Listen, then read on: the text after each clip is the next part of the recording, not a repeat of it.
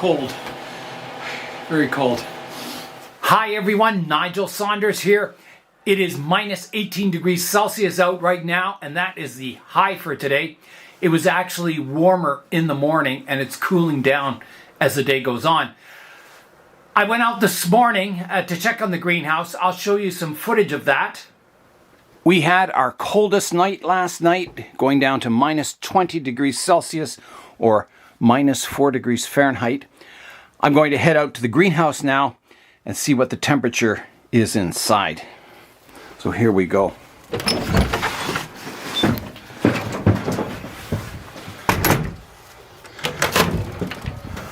Oh, yeah, it feels cold out. So it has warmed up now. It's fairly early in the morning. It has warmed up. It's minus 19 out now, or I think that's minus 2 Fahrenheit. The snow is very crunchy. Hear that? That's when you know it's cold out, when the snow crunches like that. So the greenhouse is definitely all frosted over. You can see each panel has the frost on it. The roof, the snow hasn't melted off the roof. So I don't expect it to be very warm in the greenhouse. But let's go see. Let's go see what it's doing.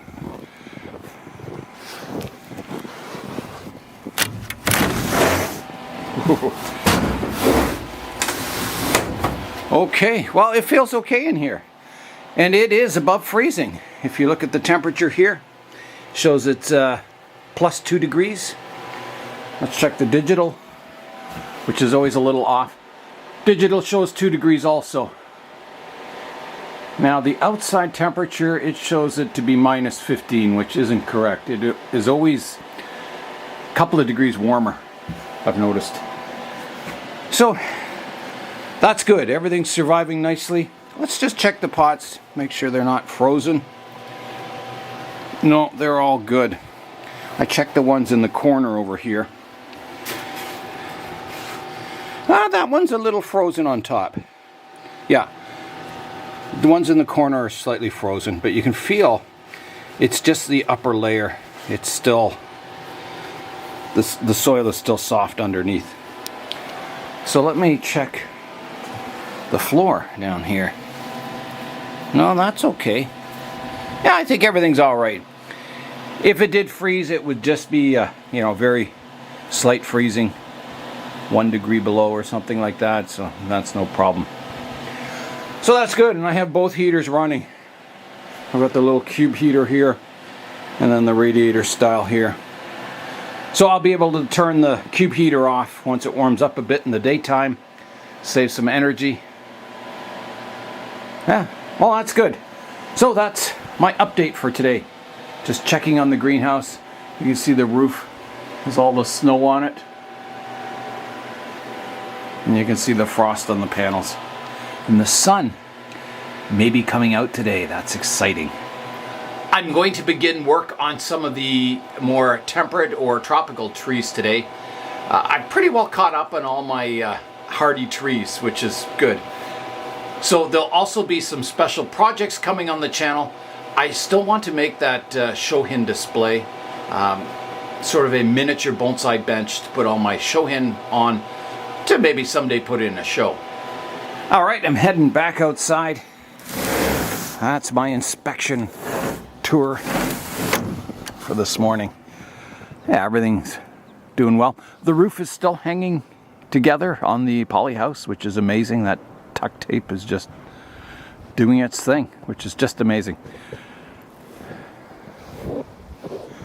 All right, in we go. It snowed a lot last night too, which is unusual when it's this cold out to be snowing. But yeah, it looks like a beautiful sunny day is coming. I'm very excited. I love sunny days.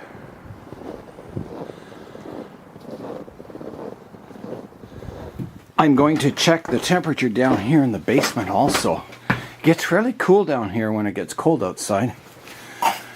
So it is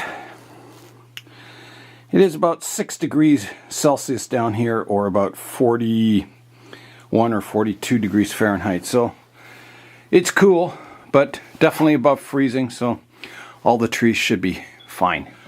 Upstairs in the plant room here, I have my heater on setting number 2.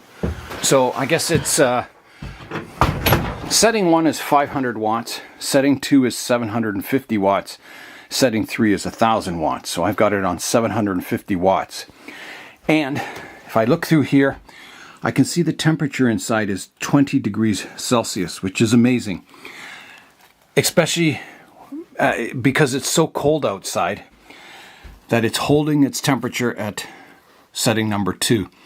Last year I had it at setting number 3, and that still really cooled down on cold days like this. So the plant room is doing really, really well. I've had no condensation at all on the ceiling. I keep checking it, expecting there to be moisture drops underneath the plastic there, but it's been just beautiful this year, just solid, and keeping its heat really, really well. So I like doing that with a room. You know, you have one small heat source, and instead of, you know, if it gets too cold in the room, instead of adding more heaters, you figure out where your heat's going, insulate more, put more plastic on the windows, try and make do with that small heat source. And this year it's working really well. That small heat source is heating this whole room really, really nicely. It is time to go inside now, get some breakfast, and then later on today I'll be starting today's bonsai work. So it has warmed up a little bit since this morning in the greenhouse here. It's 9 degrees Celsius in the greenhouse, which is actually a little too warm. So I've got the heat off now, and I'll turn it back on as it gets closer to the end of the day. Today's video is going to be a little different. Gail from the YouTube channel Gigi Evergreen Bonsai has challenged me. Actually, she challenged me 4 weeks ago, but I'm just getting around to responding to the challenge now. And that challenge was to create a bonsai landscape or a penjing landscape. And I've been thinking about it for 4 weeks, what I want to come up with for a landscape. And at first I thought I want to do something very different. Maybe a science fiction landscape or something that's just totally bizarre. And I may still do that in the future. But I was thinking, I started looking at, a new project. And it's not a brand new project. It involves my Portulacaria afra forest that are styled to look like baobab trees.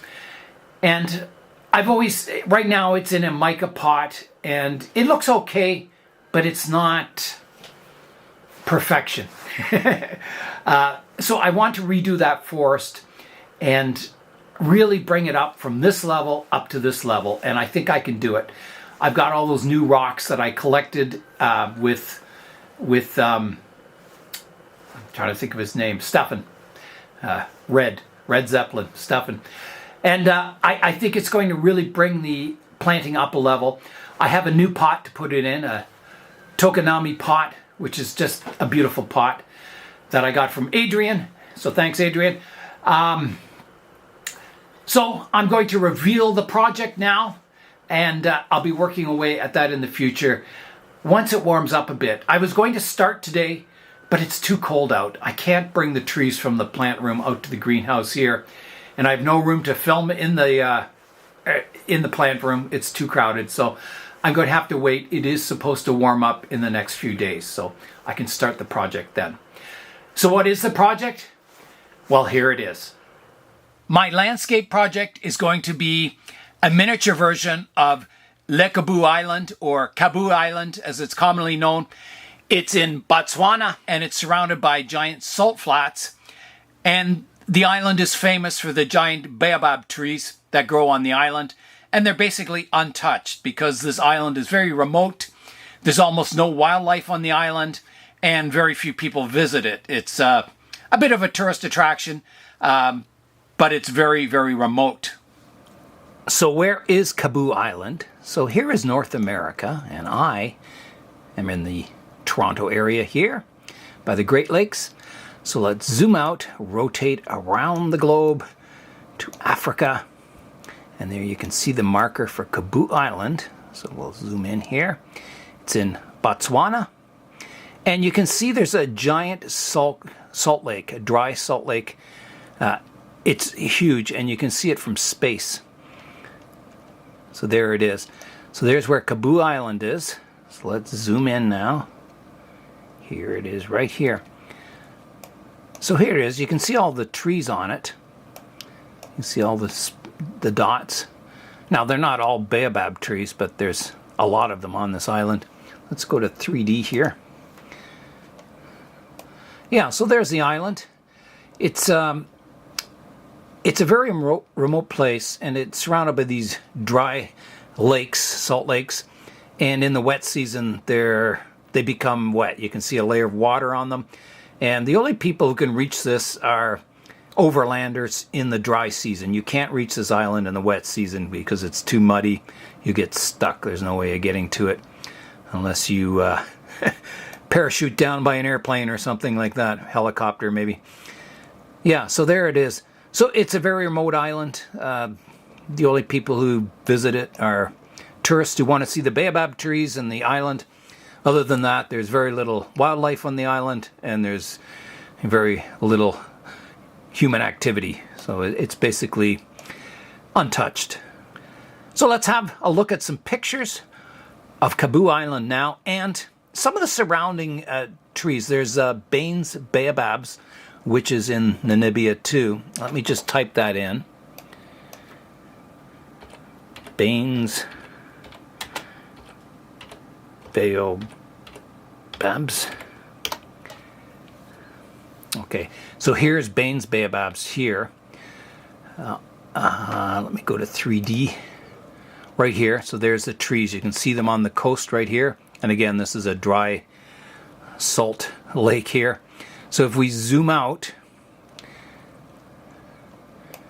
you can see Baines baobabs are up here, and Kabui Island was, I think, somewhere in here, I believe. Let me just confirm that. Kabui Island.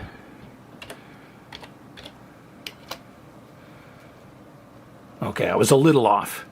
There it is there. Well, I said it was somewhere here, but it's over here. Yeah, so Baines baobabs are up, way up here, I think. Or was it here? Somewhere around here. Anyway, so that's where it is in the world. So let's have a look at some pictures from Kabui Island and also of Baines baobabs. Baines was a painter who painted these baobabs way long ago, I think in the 1800s. So let's have a look at some pictures now.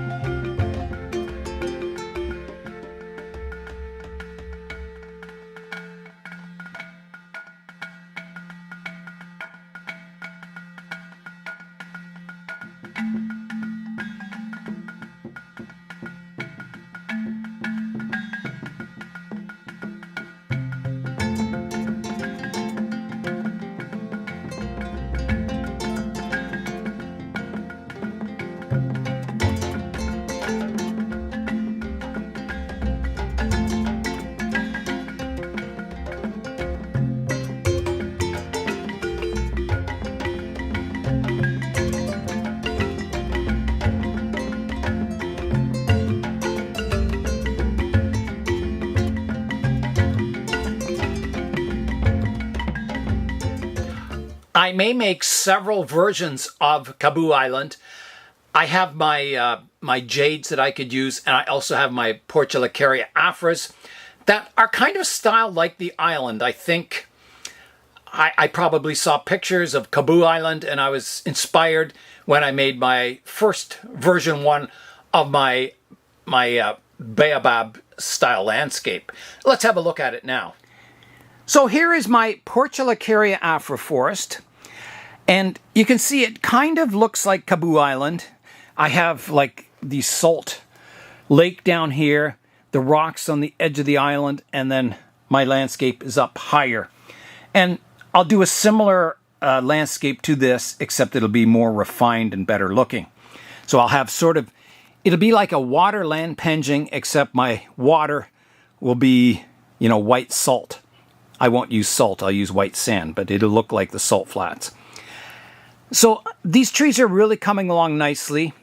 I gave them a really severe prune last time I worked on them, and they're growing in really, really well. The trunks are also looking good. I scarred the trunks up, and you can see the trunks on them. I scarred them up quite deeply with scissors, and you can see they're starting to smooth out. The trunks are healing and smoothing out. And what it's doing, it's getting rid of those circular rings that are common on the Portulacaria afras, or also common on jades. And it's replacing them with kind of interesting looking bark. So I'll keep this scarring process up. I think it's going to really make the trees look more like a baobab in the future. This forest is in a mica pot, so I want to put it in a really nice pot, and I want to rearrange the trees and make it really, really special. I'm going to replace these rocks with better rocks. I'm going to really detail the landscape, and I may have to cut the rocks so they're, instead of, you know, going deep into the soil, they're sort of flat on the bottom. And I think that'll really give me that nice coastal, rocky region of the island. So it'll be quite nice. While I'm here in the plant room, I'll give you an update to my baobab style jade here. And you can see that the soil has dried out totally now, and the leaves are actually starting to get a little wrinkled. So I need to water this thoroughly for the first time since I planted the jade in this new pot.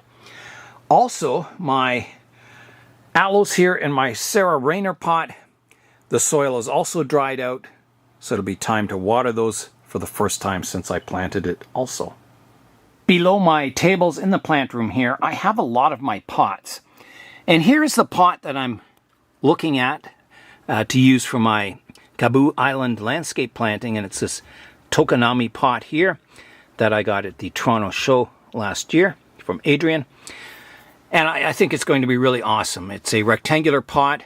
It's shallow. It's a beautiful kind of sandy off-white color. I think it'll go really, really well with this planting. So that's what I'm using. It's a little bit smaller than the mica pot the forest is in now.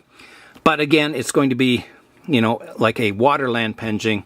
And I'll have my Portulacaria afras, which will look like baobabs, on the one side and the salt flats on the other. So it should be quite effective, I hope. I'm down here in the basement now. Now this Kabui Island type landscape, I'm going to try several versions of it. I'm going to use the Portulacaria afras upstairs that I showed you. And I also have more plants down here that I also want to do that kind of a landscape. So here I have my jade forest. This is planted in that ridiculously large pot. And they could also be planted like giant baobabs in that sort of coastal arrangement. I think they would look really good. I have some more shallow pots I could put them in and plant those. So that's another possibility for the landscape. And I'll probably do a few versions. I'll use up a lot of my trees doing this style of a landscape. I also have my big jade back here that's styled like the baobab. So that could be another one I could do. What else do I have? I have jades over here. If you can see it in here, I have a fairly large one back here, right here. I've got some Scott Wynyard's jades. I have some of those. So those are the possibilities. And then I have all these Portulacaria afras. A lot of them were sent to me by Ashley from the United Kingdom. And I've got, over here, I got this at Canadian Tire. This is the really small leafed version. What do they call it? The Lilliput. I think that's from Gulliver's Travels. That was, I think, the village, was it? Or the miniature village or something? Anyway, you can see how small the leaves are naturally on it. They're very, very tiny.